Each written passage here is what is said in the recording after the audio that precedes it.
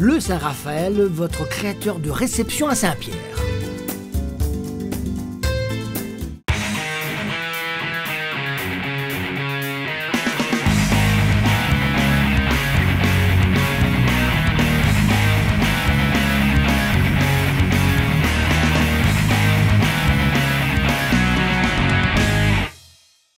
Bonsoir, 97.4 Foot, votre émission sur Télé Créole consacrée au football local. Et le football local, eh bien, c'était tout simplement ce week-end avec la 6e journée du championnat. Il s'est passé beaucoup de choses, on a beaucoup d'images à vous montrer. Mais tout d'abord, je vous présente notre invité, faut-il vous le présenter, Mickaël Payet, bonsoir. Bonsoir Alain, bonsoir à tous. Mickaël, on va d'abord commencer par un hommage à Ange Dijou, qui a été le gardien, l'un des gardiens en tout cas de la Jeanne d'Arc, qui nous a quittés ce week-end à l'âge de 49 ans. Donc assez brutalement on dira. Je vous propose d'abord d'entendre les deux coachs qui étaient opposés hier, en l'occurrence Jean-Marc Stréport, l'entraîneur de la Jeanne d'Arc qu'il a connu, mais également Wilson Clara, le coach de l'équipe de Sainte-Marie, à propos justement d'Ange Dijou. On voulait lui rendre hommage de la plus belle des façons en gagnant aujourd'hui, quitte à repartir avec les 2 points.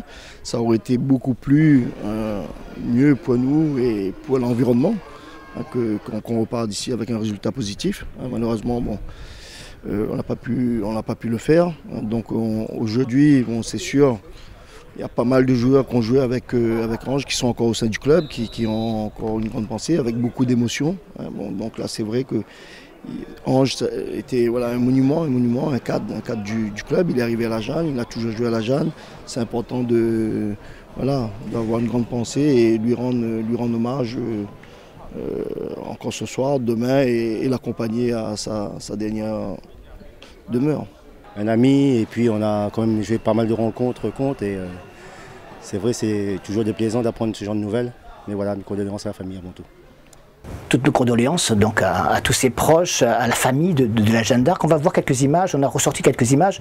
Vous avez encore un souvenir de Lyon 96 par exemple, vous étiez... Ouais, j'étais tout jeune, hein, j'avais 18 ans, mais comme moi aussi, je jouais gardien de but. Donc il faisait partie des joueurs qui ont inspiré beaucoup de gardiens de but de ma génération. Un gardien spectaculaire, une détente phénoménale. On l'aimait beaucoup et on l'a apprécié par la suite aussi. J'ai eu l'occasion de partager des moments avec lui, notamment en Coupe de France, lors de la belle épopée de la Jeanne d'Arc en 2008, du côté de Tours. Il était là, il était entraîneur des gardiens, de Jean-Pierre Billot et de Boris Marion à l'époque. Donc entraîneur des gardiens, il avait aussi cette faculté à transmettre son savoir. On avait passé des bons moments avec, à l'époque, le président Serge Rapa, Pascal Buteau. Il a ensuite entraîné Grégory Posé aussi il y a quelques années.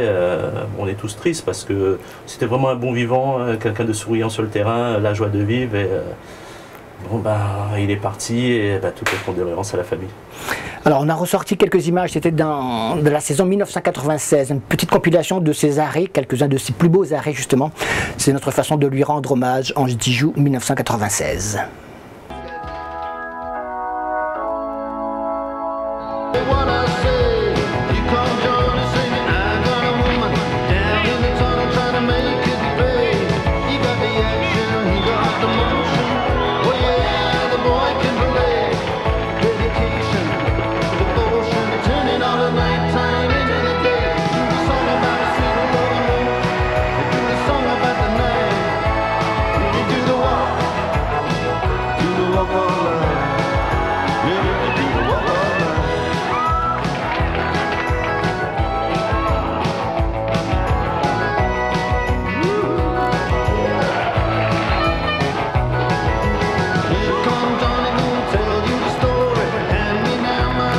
Jeanne d'Arc qui se déplaçait donc justement ce dimanche à Sainte-Marie face à une équipe de Sainte-Marie qui semble être partie sur de bien meilleures bases que par le passé.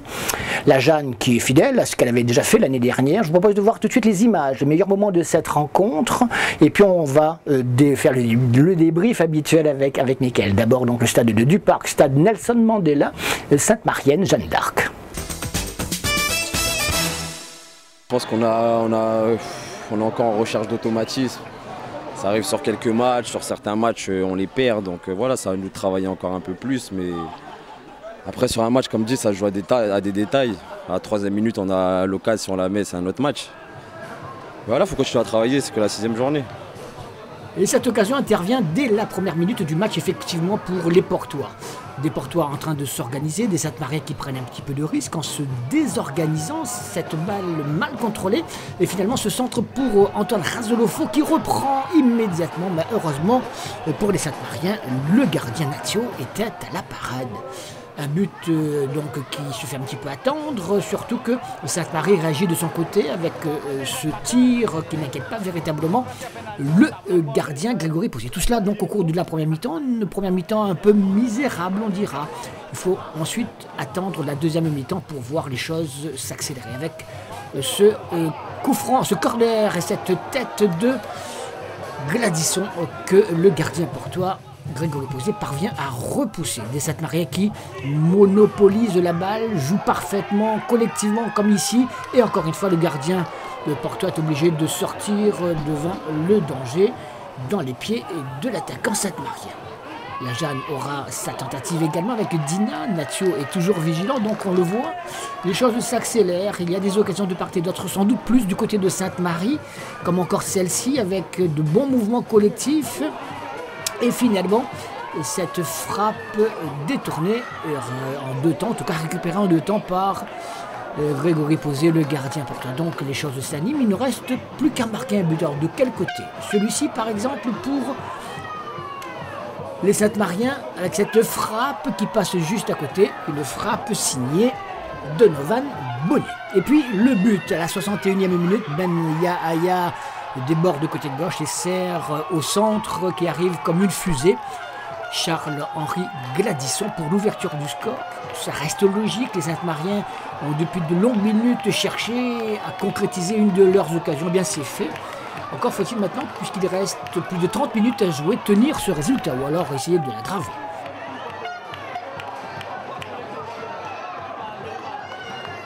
Avec le match nul, sûr, ça aurait été beaucoup plus équitable. Vous avez vu, on prend 2 buts sur 2 erreurs techniques où on a le ballon sur mauvaise maîtrise, mauvaise relance, où l'adversaire a su profiter de ces 2 erreurs qu'on a pu faire et aller marquer. 1-0 donc à ce moment-là pour l'équipe portoise qui est obligée de se réorganiser, injecter du sang neuf en attaque notamment.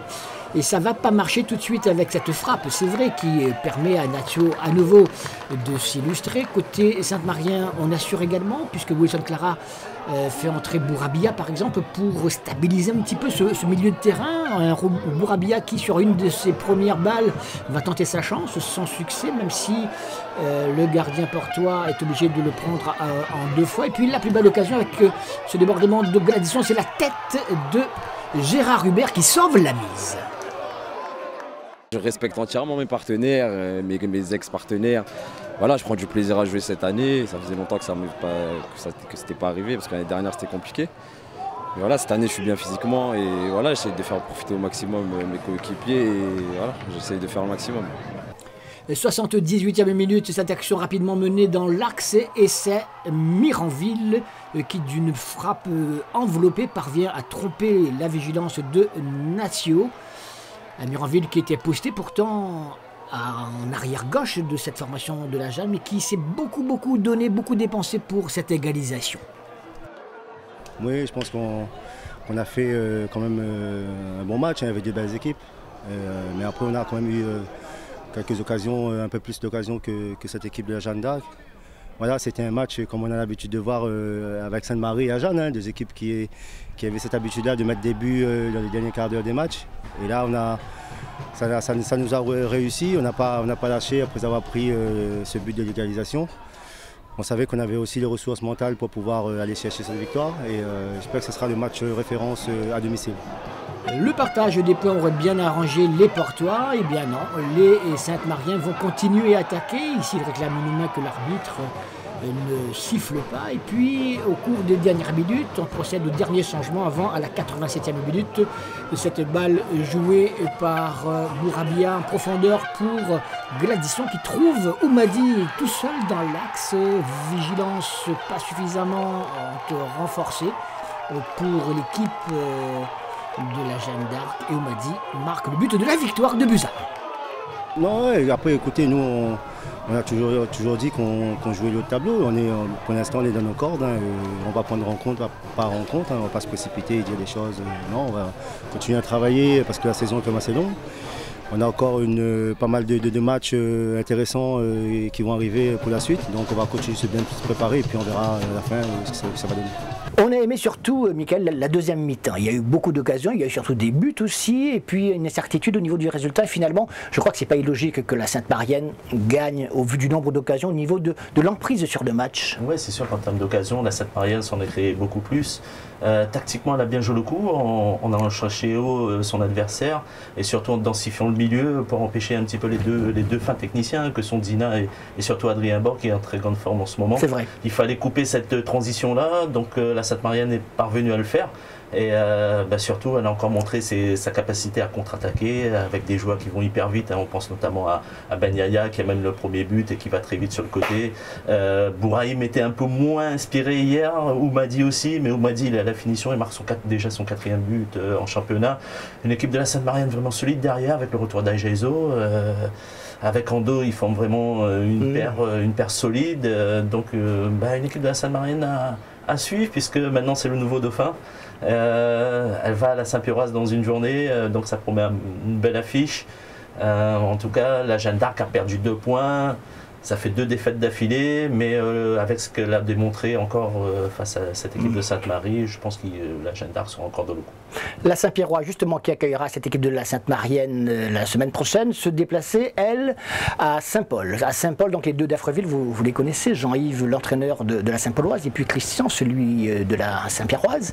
Eh bien, un match qui, effectivement, sur les papiers, avantage aux Saint-Pierrois. Ça semblait être facile. Et puis, c'est pas que la machine s'est détraquée, mais en tout cas, il y a eu quelques petits ratés. Les Saint-Paulois se sont montrés combatifs jusqu'au bout. C'est ce qu'on retiendra. Et puis, dans un excellent état d'esprit. C'est comme ça qu'on aime le football. Regardez plutôt ce qui s'est passé au stade Paul-Julius Bénard. C'était hier, Saint-Pauloise, Saint-Pierroise. Qu'est-ce qui a manqué à Saint-Paul aujourd'hui pour faire un tout petit peu mieux? Faut dire ce qu'il y a, il manque un petit peu la réussite, un petit peu de fond de jeu. Malheureusement, après, nous ne sommes pas cachés à nous. Devant la Saint-Pierroise, nous connaît, c'est le cadre du championnat.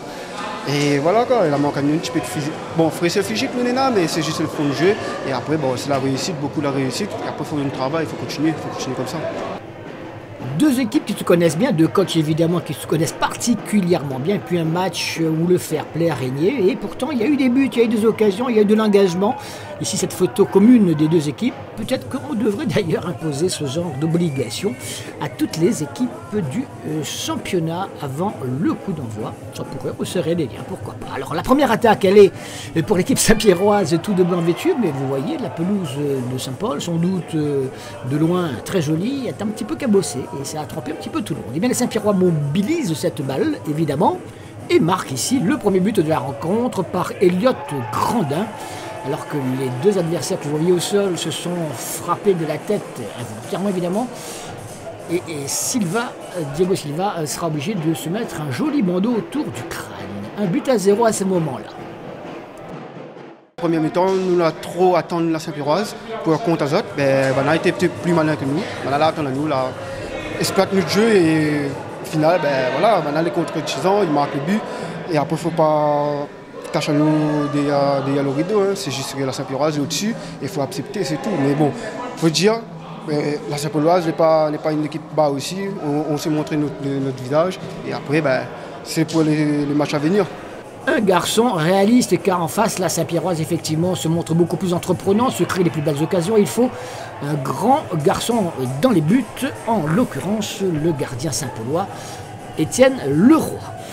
Les Saint-Pierrois, on les retrouve à l'attaque avec cette fois encore sur le côté gauche. On prend le temps de s'organiser, de trouver les meilleures solutions. Ça joue assez facilement et ça passe juste à côté des buts du gardien saint-paulois, mais toujours un but à 0 pour l'instant. Première mi-temps, on a marqué, après on est resté sur notre acquis. C'est des choses qu'il ne faut pas faire, mais bon, au SDFA c'était pareil, il faudra corriger certaines choses. Mais bon, après dans le jeu, il y a de l'amélioration, on essaye de faire mieux. Et je suis quand même satisfait de ce qu'ils ont produit, mais il y a encore des choses à travailler.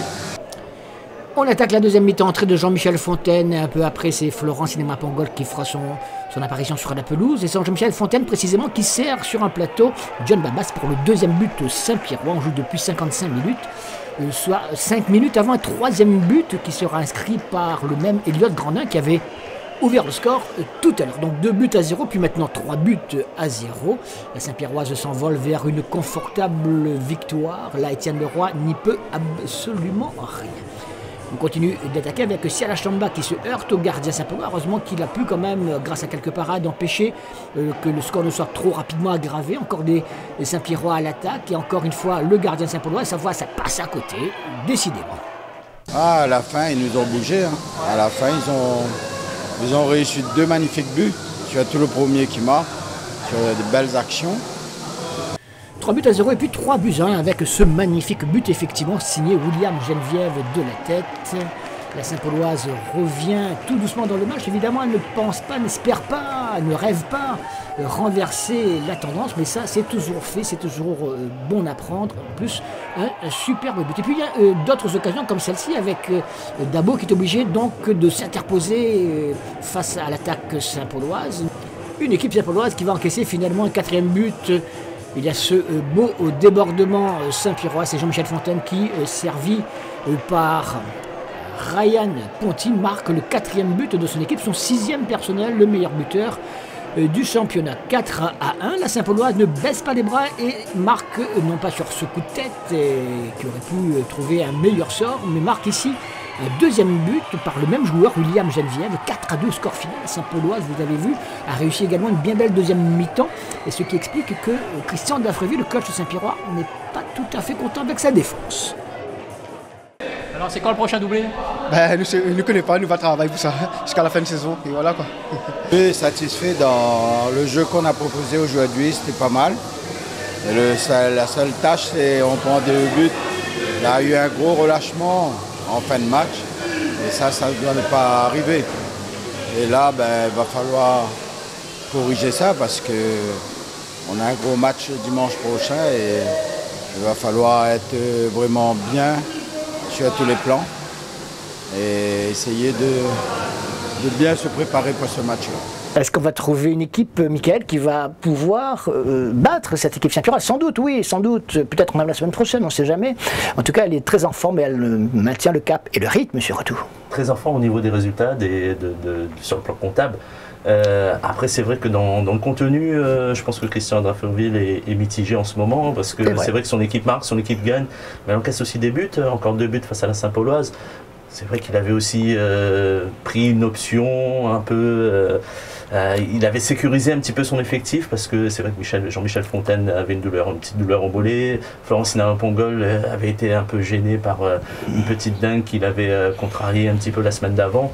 Donc il n'a pas pris de risque, il a commencé avec du bon monde sur le banc. Ouais, de bons titulaires. Hein. Ouais, il y a eu des buts, ça a pris le temps pour se décanter, pour se mettre à l'abri. Et puis après l'entrée de Jean-Michel Fontaine a fait la différence. Oui, c'est vrai que c'est une Saint-Pierroise vraiment solide avec un effectif très riche. On l'a vu encore, hein. Il y avait du beau monde sur le banc, mais sur le terrain, il y avait de la grande qualité. On prend la direction de Tampon, allez, pour voir Tamponaise qui recevait l'équipe de la Sainte-Louisienne. La Sainte-Louisienne, alors on va en parler juste après vous avoir montré toutes les plus belles images de cette rencontre. La Tamponaise qui est bien placée, on le verra encore tout à l'heure sur le classement. La Sainte-Louisienne beaucoup moins, avec avant cette rencontre 5 matchs, 5 défaites, il fallait réagir et puis il s'est passé des mouvements. On va en parler tout à l'heure, mais d'abord les meilleurs moments de cette rencontre. Tamponaise-Sainte-Louisienne, c'était au stade Kléber-Picard du Tampon. On pose les données d'abord. La Tamponaise, c'est une équipe qui est toujours invaincue et bien classée dans la première moitié du classement. Et puis en face, la Saint-Louisienne, toujours aucun match nul, aucune victoire, 5 défaites au compteur. C'est énorme pour une équipe qui a affiché des ambitions quand même avec un bel effectif en début de saison. Donc tout est possible dans cette rencontre, surtout que on connaît la mentalité saint-louisienne qui ne veut surtout rien lâcher, qui veut croire en son avenir, même s'il tarde un petit peu à se manifester, ce bel avenir. Eh bien, les Tamponnais, eux, sont les premiers à se manifester. Ils marquent un premier but refusé pour un hors-jeu signalé par le juge assistant de l'autre côté, donc toujours 0-0. On reste avec les tamponnés qui ont pris le match à leur compte, vous le voyez, dans cette phase de réparation. Il y a contact ou pas, le jeu se poursuit. Toujours est-il que ce premier but se fait attendre. Eh bien, ce premier but, il va arriver, mais de l'autre côté du terrain, avec cette attaque. La première, sans doute, véritable attaque de la Saint-Louisienne. Cette frappe de Géry Louis sur la transversale des buts de Lebon. C'est qui est à l'affût pour marquer ce premier but. Eh bien, c'est Mohamed El Madagri qui, de la tête, marque ce premier but, lui qui est sans doute l'un des hommes, l'un des Saint-Louisiens les plus en forme depuis le début de la saison. Un but à 0. Alors, on joue depuis quelques 27 minutes dans cette rencontre. Jean-Pierre Bade commence à faire les sympas à droite à gauche. Il faut trouver des solutions pour que son équipe au moins égalise. Eh bien, ils vont essayer de multiplier les attaques. Ils l'avaient déjà fait au cours des premières minutes. Ici, il ne se passe rien, si ce n'est Thierry Goré qui peut s'emparer tranquillement de ce ballon. On continue, Jean-Pierre Bade n'est pas content, il réclamait une petite faute dans cette phase de réparation. Pour lui, c'était la deuxième occasion à son équipe, au moins, de porter le danger de manière beaucoup plus précise devant les buts du Saint-Louisien Thierry Goré. Eh bien, cette fois, ce sera peut-être la bonne. On joue les dernières minutes de la première mi-temps avec ce centre côté droit et cette reprise de la tête, magnifique d'ailleurs, signé Philéas, Sylvain Philéas qui marque à la 41e minute du match, le but égalisateur de la Tamponnaise. Il était temps, direz-vous, oui, il était temps, car en rentrant au vestiaire avec ce retard de un but, ça aurait donné inévitablement confiance à l'équipe saint-louisienne. En seconde mi-temps, on va surtout voir beaucoup plus l'équipe tamponnaise être à l'attaque. Elle va se créer beaucoup d'occasions. On en a choisi quelques-unes pour vous montrer combien cette domination des joueurs de Jean-Pierre Bade était manifeste, avec par exemple ce ballon côté droit. Et Thierry Goré, regardez, il ferme l'angle comme il faut et il fait de tous encore, donc obstruction à cette tentative tamponnaise. Sur ce coup franc par exemple de Rivière, on va retrouver Nedelec et un autre de ses partenaires. Il se gêne malheureusement. Nedelec est excellent dans cette rencontre. C'est lui qui, par exemple, sur cette balle, adresse un service impeccable pour Rivière qui va frapper. Ça passe sur le poteau et ça revient dans les mains de Thierry Goré, le gardien saint-louisien. Est-ce que les Saint-Louisiens seraient tout d'un coup bénis des dieux avec de la chance? C'est peut-être le moment pour eux de reprendre totalement confiance, d'autant que les tamponnés, vous le voyez encore ici, ratent une autre occasion d'enlever la victoire. Allez, on en reste une petite dernière peut-être pour les tamponnés. Devant la cage saint-louisienne, ça passe à côté. Décidément, il n'en sera rien. La Saint-Louisienne arrache son match nul, la Tamponnaise a perdu sans doute 2 points, mais c'est comme ça le football. Mais il y a eu des actions, surtout en deuxième mi-temps, on ne va pas s'en plaindre. La Saint-Louisienne, Mickaël, qui s'en sort finalement bien. On a vu les nombreuses occasions tamponnaises, surtout en deuxième mi-temps, alors que le score était déjà de 1 but partout. C'est toujours ça de prix. 2 points, mentalement, ils en avaient besoin. Puis, alors, moi, j'aimerais avoir votre avis sur ces mouvements de joueurs là, qui passent de l'Excelsior à Saint-Joseph, de l'Excelsior de Saint-Joseph à la Saint-Louisienne, par exemple. C'est normal, tout ça. Oh, c'est normal, c'est le règlement. Le règlement le permet. C'est vrai qu'on peut trouver ça assez bizarre, puisque ces 2 joueurs étaient dans le camp Saint-Josephois la journée précédente. Ils ont battu la Saint-Louisienne, ils ont corrigé la Saint-Louisienne. Ouais, ils ont battu la Saint-Louisienne, en plus ils ont marqué tous les 2. Ils ont marqué, ouais, bon. Et ils signent quelques jours après à la Saint-Louisienne. En tout cas, ce sont 2 bons renforts pour Saint-Louis. Saint-Louis avait besoin d'expérience, surtout sur le front de l'attaque. Il faut marquer des buts parce que la Saint-Louisienne sait défendre, ça sait bien faire, elle sait s'accrocher, mais par contre pour finaliser les occasions, on a vu qu'il n'y avait que Mohamed El Madagri qui tenait un petit peu la barque, donc l'arrivée de Chénine et surtout de Redouane Dari vont dynamiser cette attaque. Et puis oui, il y a eu aussi Ben Braham qui est arrivé, un défenseur expérimenté lui aussi, qui arrive de métropole. Donc Saint-Louis qui prend ses 2 premiers points après avoir fait chou blanc pendant 5 journées. 2 points qui font du bien parce que c'est pas facile face à la Tamponnaise. Il ne faut pas oublier que la Tamponnaise est toujours invaincue aussi dans ce championnat. Et Saint-Louis a fait ce qu'il fallait, a eu un calendrier difficile au départ. Elle va pouvoir se concentrer à prendre des points parce qu'elle en a besoin maintenant. Ce sera contre Capricorne dimanche prochain, direction l'Est maintenant pour voir non pas l'Est, le Nord plutôt, c'est au stade de l'Est Jean-Yves là, c'est le SDFA qui accueillait et Sainte-Suzanne décidément, il faudra faire quelque chose là les gars, hein, parce que décidément vous n'avez pas la baraka, on appellera ça comme ça, stade de l'Est, quelques images, pas beaucoup. Disons sur le match, au niveau technique, on n'a pas de regrets parce qu'on a produit quand même surtout en première mi-temps. On a contrôlé quand même le match pendant toute la première mi-temps et on avait un objectif surtout de progresser et surtout de faire du jeu. Et je pense qu'on avait atteint l'objectif de ce jeu. de mettre ce jeu en place. Et après, d'un deuxième temps, on n'a pas pu concrétiser. Après, en deuxième mi-temps, il faut reconnaître que Sainte-Suzanne est revenu dans le match. Et là, le match nul devient équitable. Un match nul, mais on l'aurait préféré, mon cher Monsieur le Président. Un 3-3 par exemple. En tout cas, les joueurs du SDFA se sont employés au cours de la première mi-temps, notamment à essayer d'ouvrir le score. Vous avez vu cette première action devant les buts de Bonosami, cette deuxième où Rudy Bonosami, le gardien de Sainte-Suzanne, est obligé de dégager en catastrophe. Vous l'avez également compris, le SDFA joue tout de blanc vêtu. Cette frappe de Scholl, et encore une fois, le gardien de Sainte-Suzannois, ou Sainte-Suzannien, comme vous le voulez, eh bien, est à la parade. Les partenaires de Amoudine donc vont dominer toute cette première mi-temps. Ils vont aller se créer plusieurs occasions, mais rien à faire face à des joueurs de Sainte-Suzanne sans doute tétanisés par la peur de perdre encore. Le match n'a pas été d'une grande qualité. La deuxième mi-temps était un peu plus intéressante des deux côtés. Et malheureusement, encore une fois, on n'a pas fait preuve d'efficacité devant le but et on a un pénalty raté et on fait notre 4e match nul. Donc on peut retenir qu'on ne perd pas, mais les matchs nuls, ça ne fait pas avancer. Donc il y a encore la frustration et il faudra aller penser les petits bobos pour préparer au mieux à Saint-Pauloise. Donc après, voilà, on ne perd toujours pas, donc il faut quand même voir ça. Mentalement, je pense qu'on avance. Mais il nous a manqué encore ce brin de réussite et il faut aller chercher ce brin de réussite. Voilà. Le SDFA a connu une bonne première mi-temps, et bien Sainte-Suzanne va prendre la deuxième période à son compte, avec, regardez, la plus belle occasion de marquer ce but pour l'équipe de Sainte-Suzanne, rien à faire, ça se balade devant les buts d'un Fabrice Marbois, toujours aussi vigilant, qui va être d'ailleurs déterminant au cours de la première période que voici. On voit là, cette nouvelle attaque de Sainte-Suzanne par exemple, ça passe nettement au-dessus. Confiant parce que on n'a pas douté de notre jeu. On savait que le fait de se positionner, le fait d'être bien, d'être ensemble et former un bloc, ce qui nous a permis d'évoluer bien dans le jeu. Après, au niveau du penalty, ça a joué en ma faveur. Le week-end dernier à Saint-Paul, j'ai touché penalty, j'ai pas eu de chance, mais aujourd'hui ça a joué en ma faveur. J'ai eu un peu de chance, j'ai senti que il allait ouvrir le pied, donc j'ai fait mon rôle. Et merci pour l'équipe, on a quand même récupéré 2 points. C'était pas évident, mais au moins on n'a pas encaissé. C'est de bonne augure pour la suite.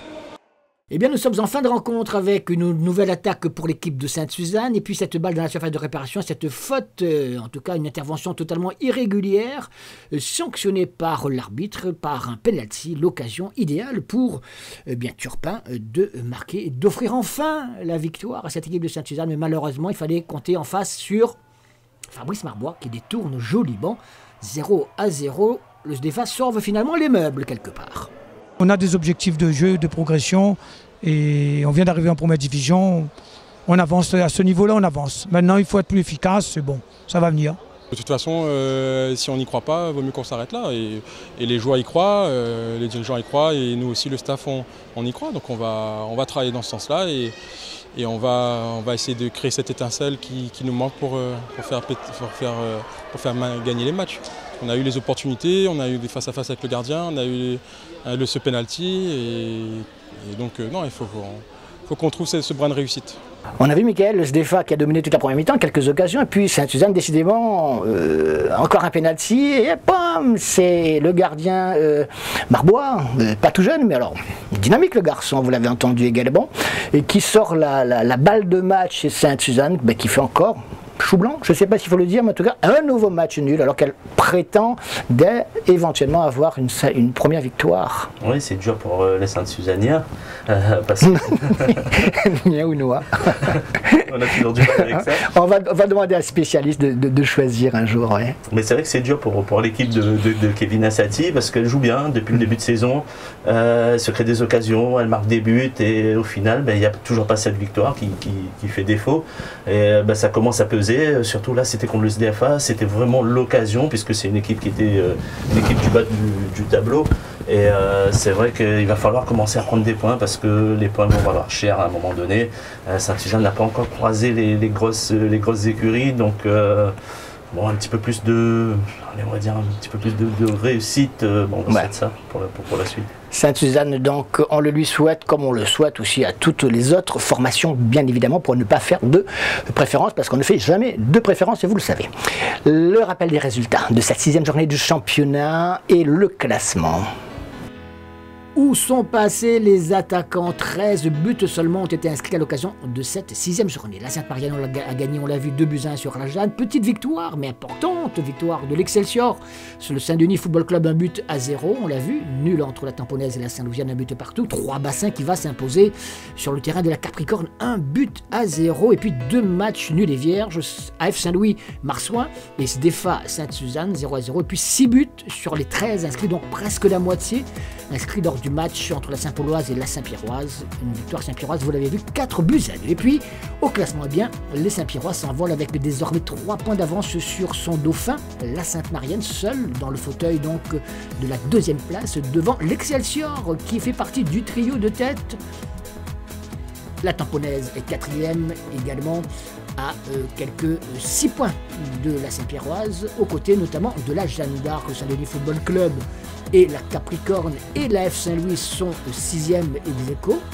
La Saint-Pauloise est aux côtés de 3 bassins, la 9e place, et puis les Marsouins à la 12e place, avec 12 points, sont à la 11e place. Tout dernier, la Saint-Louisienne, toujours à la recherche de sa première victoire. 3 points de retard sur le SDEFA et sur Sainte-Suzanne, les 2 avant-derniers au classement. Voilà, on ferme notre page locale, on reste avec nos petits créoles, mais ceux qui jouent de l'autre côté de la mer, là-bas, pour notre page créopolitain, Michael, notre spécialiste 3, top 3, Ryan Raveloson. Oui, Ryan le Portois, qui enchaîne les titularisations avec 3. Hein. Je crois qu'il en était à sa 10e titularisation. Il y a un mois de ça, il avait marqué un but magnifique qui avait offert la victoire en contre au Grenoble, un magnifique ciseau. Et puis là, il a récidivé, il a traversé le terrain, un peu ses caractéristiques à lui. Hein. C'est un garçon qui joue au milieu de terrain et qui fait du box-to-box, comme on le dit souvent dans le football moderne. Donc, box-to-box. Box-to-box, surface à surface. Donc Ryan a quitté sa surface pour aller marquer de l'autre côté. Une victoire 1-0 sur Orléans, et surtout, je crois que c'est la 6e victoire de rang de 3. 11e match sans défaite, ils sont 3e du championnat, donc en position de force pour les barrages, et peut-être une montée à la clé pour Ryan. En tout cas, Ryan a 22 ans, il réalise sa meilleure saison depuis qu'il a commencé sa carrière en professionnel, et on lui souhaite peut-être la Ligue 1 d'ici la prochaine saison. Pourquoi pas. Top 2, Yoel Armugom. Yoel, qui a connu des moments difficiles ces dernières semaines, et puis là, quand va mieux, quand il est allé gagner il y a une semaine à Nice, et puis quand a récidivé dans le match de la peur face à Dijon. Yoel était titulaire au poste de latéral gauche, son vrai poste. Il a tenu la dragée haute aux attaquants dijonnais, notamment Wesley Saïd qui était en grande forme. Il n'a rien lâché. 3. Quand c'est imposé pour la 2e fois, et quand on n'est plus relégable, quand on est barragiste, donc c'est de bon augure à 4 journées de la fin. S'il avait quelques années de moins, peut-être que l'équipe de France lui aurait fait à nouveau un clin d'œil, mais plus à cet âge, mais il ne le prend pas très mal, hein, et c'est un grand joueur par la taille et par le talent. Nouveau doublé, Guillaume Waraud, à nouveau champion de Suisse, et là, il plane. Oui, en tout cas, si son équipe termine en roue libre la saison, parce que le titre de champion est déjà acquis, le 2e titre consécutif. Mais en tout cas, notre Saint-Pierrois, Guillaume Waraud, lui, il n'arrête pas. Hein. Encore un doublé ce week-end. Les Young Boys ont fait match nul, mais c'est vraiment anecdotique. Ce qui compte, ce sont les 2 buts de Guillaume, qui en est à 20 réalisations, meilleur buteur du championnat. Il plane vraiment sur ce championnat. Et c'est ce qui lui manquait. Il a été sacré meilleur joueur dès sa première saison, meilleur joueur du championnat suisse. Là, il lui manquait juste le titre de meilleur buteur. Avec le capital qu'il a pris, je pense qu'il est vraiment bien parti. Les 2 coups de cœur, direction les États-Unis, States, avec Romain Métania qui joue où? À Minnesota, c'est ça? C'est ça, Minnesota United. Donc il a été recruté récemment, et en tout cas c'est vraiment une grande satisfaction pour son nouveau club. Un garçon solide en défense, et puis surtout qui n'hésite pas à aller de l'avant. un latéral moderne, un latéral qui monte. Il a encore prouvé ce week-end avec une passe décisive. En milieu de semaine, il a aussi rayonné face au Los Angeles Galaxy du grand Zlatan Ibrahimovic. 0-0 score final. Minnesota réalise un bon début de saison. En tout cas, Romain, le Salinois, et aussi international des Barréas, il ne faut pas l'oublier, a bien entamé sa carrière du côté des States, et on espère qu'il va continuer ainsi. On reprend l'avion pour quitter les États-Unis et partir en direction de la Roumanie et parler de Julien Beck, votre deuxième coup de cœur. Ouais, c'est notre petit tamponné qui s'est exilé en Roumanie durant l'intersaison. En tout cas, une première expérience à l'étranger qui se passe vraiment bien pour Julien. Buteur de temps à autre, passeur décisif, en tout cas il est là, il est vraiment content d'être en Roumanie, et puis surtout il s'est qualifié pour la finale de la Coupe nationale. Pour une première saison, c'est vraiment formidable pour lui. On espère qu'il soulèvera le trophée à la fin du mois, mais en tout cas c'est déjà une belle performance qu'il réalise. Dans 15 jours, on va en reparler donc de ces Cléopolitains Ferme cette page pour vous parler de ce qui nous attend localement sur notre championnat de régional 1. Le week-end prochain, regardez, ce sera la 7e journée du championnat avec les rencontres suivantes. Sainte-Suzanne, Saint-Pauloise, Marsouins, Défa, Trois-Bassins, AF Saint-Louis, Saint-Louisienne, Capricorne, Saint-Denis Football Club, Tamponnaise, Jeanne d'Arc, Excelsior et Saint-Pierroise et Sainte-Marienne. Michael, Saint-Pierroise et Sainte-Marienne, le premier contre le deuxième, l'affiche. Je me méfie toujours en parlant d'affiche, le choc, et puis on est très déçus. En tout cas, c'est un beau match qui s'annonce, on l'espère en tout cas. Oui, un beau match qui s'annonce, en tout cas, connaissant Wilson Clara et sa volonté de gagner les matchs et d'aller de l'avant. On peut s'attendre à ce qu'on ait vraiment un match très ouvert, parce que la Saint-Pierroise va attaquer, c'est sûr. La Saint-Pierroise va attaquer pour essayer de conserver son leadership, et de l'autre côté, on sait que la Sainte-Marienne a vraiment envie d'aller chercher un nouveau match référence, et ça nous promet vraiment une belle opposition. Je fais un souhait, 6 buts au total. Après, choisissez combien vous allez en marquer l'adversaire. Ça, c'est votre affaire. Merci, Michael. Avec plaisir. Excellente semaine. On se retrouve dans 15 jours. Nous, évidemment, mardi prochain, 19h40, 97.4 Foot, le magazine très large, pour les gourmands, on dira ça comme ça, et sur le football réunionnais. Salut.